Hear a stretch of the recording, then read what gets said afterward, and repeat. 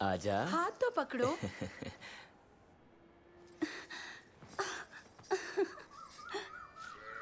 भैया, मेरी पत्नी ने एक बच्चे को जन्म दिया है। बच्चा पैदा हुए 4 दिन बीत चुके हैं। इस प्रसंग का उत्सव नहीं मना सके। इस बात का बुरा मत मानना।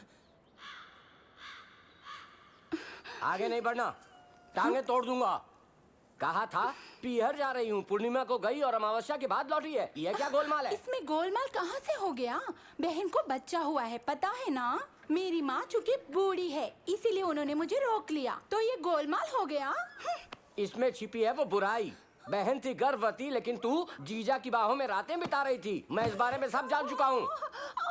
सुना, सर पर कितना भारी दोष मढ़ा है पति ने। सौगंध ले लो, सौगंध ले लो, चाहे अपनी अम्मा की भी। ऐसा कुछ नहीं था, निर्दोष हूँ, सच कह रही हूँ। अम्मा के अरे बेटा टिप्पू, पत्नी तेरी अग्नि के समान पवित्र है। हाथ पैर टूटेंगे, तू निंदा ना कर। अरे पागल, इतना बड़ा दोष लगाया तूने। टिप्पा, मत दोष लगा पत्नी के सब ऊपर। चुप हो जाए, सब चुप हो जाए। ये तो इसी योग्य है। इसकी ओर से ही ऐसी पहल हुई होगी, ये पता है मुझे। मुझसे बोली पीहर से कल ही लौट आऊंगी, लेकिन लौटी 15 दिनों बाद। 1-2 दिन भी नहीं, 15 दिन बिताए वहाँ आमोद प्रमोद में। कैसे स्वीकार कर सकता हूँ मैं इसे? सोच समझ के बोलो। क्यों इस हरे भरे दाम्पत्य जीवन में कांटे बो रहे हो? चाहो तो राम प्रभु की सभा में चलो। सद्गुण प्रभु इसका कोई ना कोई समाधान अवश्य बताएंगे। ना ही राम और ना ही उसके न्याय का भरोसा है। जो स्वयं दोषी है उससे कैसी अपेक्षा? निंदा करेगा तो मर जाएगा। भस्म तू अभी के अभी यहीं पर हो क्यों जाएगा। ऐसे क्यों भस्म हो जाऊंगा? धरती पर महान केवल वही है क्या? साधारण व्यक्ति है जिसकी पत्नी पूरे 1 वर्ष पर पुरुष के यहाँ व्यतीत करके लौटी है। इस पर भी राम ने प्रसन्नता पूर्वक अपना लिया उसे। क्षमा योग्य भी नहीं है, तू मेरा पुत्र नहीं। भला ऐसे क्यों मार रहे हो मुझे? तुम सटिया गए हो। सच कहा है मैंने, झूठ नहीं। क्या राम ने उस सीता को नहीं अपनाया जो पर पुरुष क्या 1 वर्ष सही और फिर लौट के उसके पास आ गई? क्या उत्तर है? क्या उत्तर है इस बात का? क्या पति पत्नी बनकर जीवन नहीं बिता रहे? बोलिए, बोलिए ना। आज पति पत्नी बनकर रह रहे हैं ना। एक पर पुरुष के यहाँ पूरा वर्ष बिताकर लौटी है उसकी पत्नी, और उसे अपना भी लिया उस निर्लज राम ने। किंतु मैं ऐसा नहीं करूंगा। मैं नहीं अपनाऊंगा अपनी भार्या को।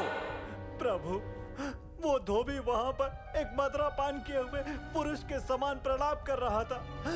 गंभीरता पूर्वक आप इस बात को न ले प्रभु। मैंने जो सुना और देखा वही बताया। चूंकि जोर देकर पूछा जो था आपने प्रभु।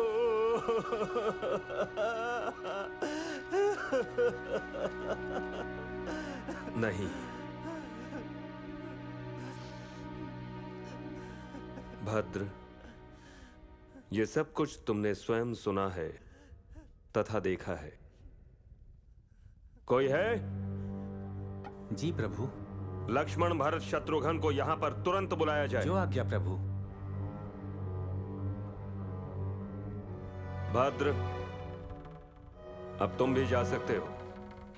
प्रभु, ये राजा की आज्ञा है कि इस विषय पर बोलोगे नहीं।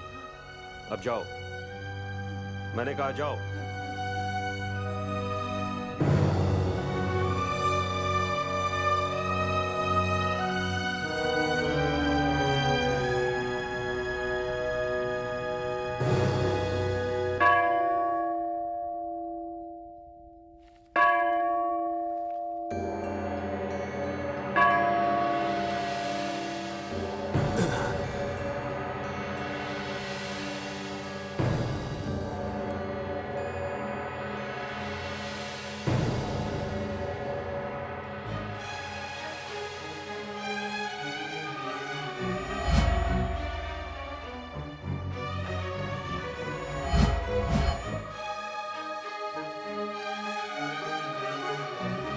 सीता, सीता,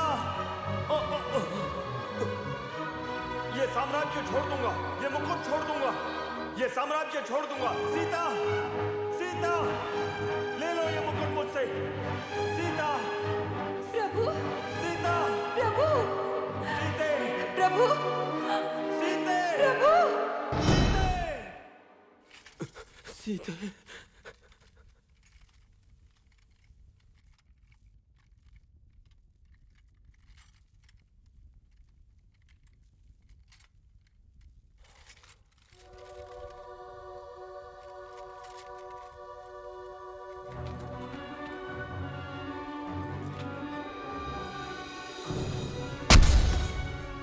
छोड़ दूंगा।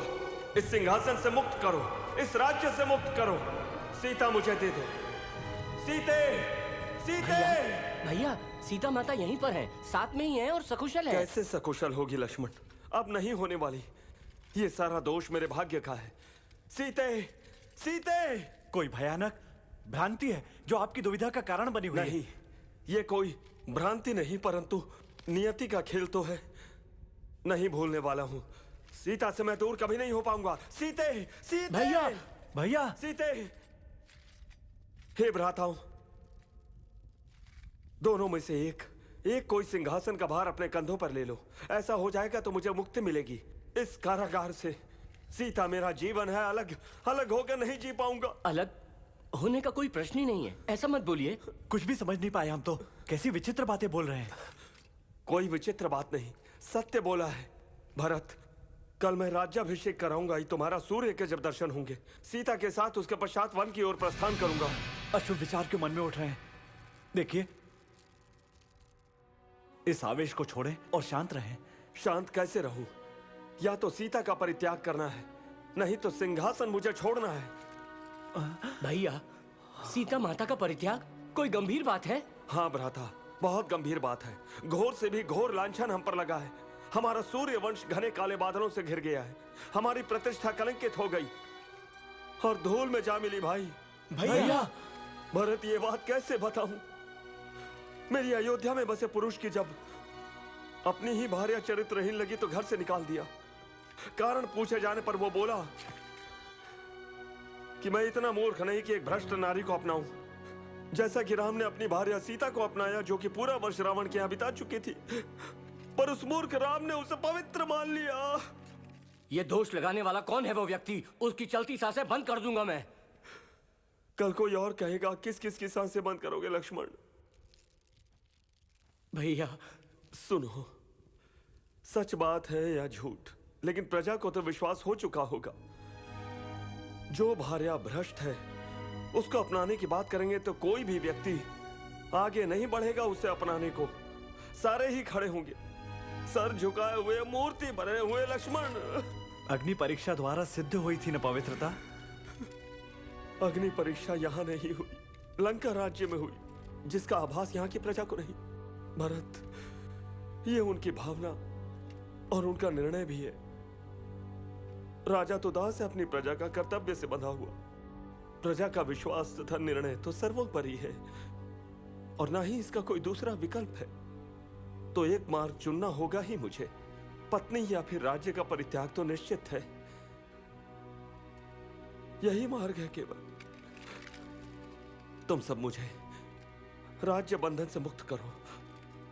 सीता चाहिए मुझे। सीता ही है मेरे प्राण।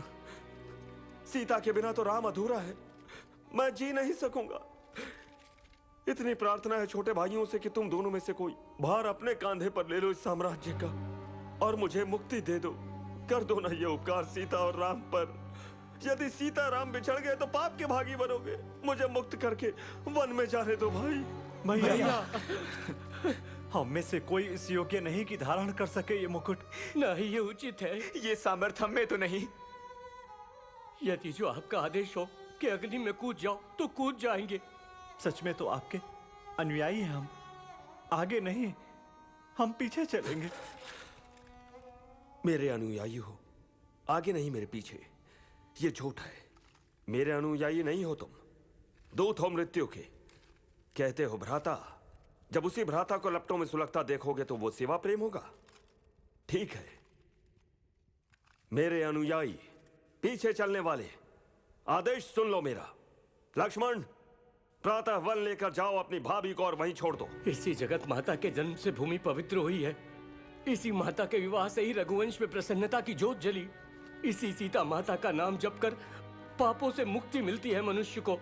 एक पावन तथा चरित्रवान गुणवान माता के आगे साथ। कुछ नहीं। भरत, सुना ना तुमने? भैया, भैया, दया के समुद्र थे आप तो, परंतु आज वो दया कहाँ लुप्त हो गई। आपका हृदय पाषाण नहीं बन सकता। ये निर्णय नहीं बदलेगा भरत। ये पवित्र धर्म इक्ष्वाकु वंश के वंशज हमारे पिता महाराज दशरथ ने कष्ट उठाते हुए भी निभाया और प्राण भी त्यागे, किंतु कीर्ति को आंच नहीं आने दी। इसे क्षति पहुंचाने का अधिकार मुझ में नहीं है और ना ही मैं ऐसा होने दूंगा। हमारे कुल के गौरव हेतु सीता को वन में जाना होगा और यहाँ मैं उसके वियोग में जीवन काटूंगा। यहाँ सीता के बिना चाहे मुझे जितना भी दुख पहुंचे, विधि के इस विधान को मानना ही होगा। भैया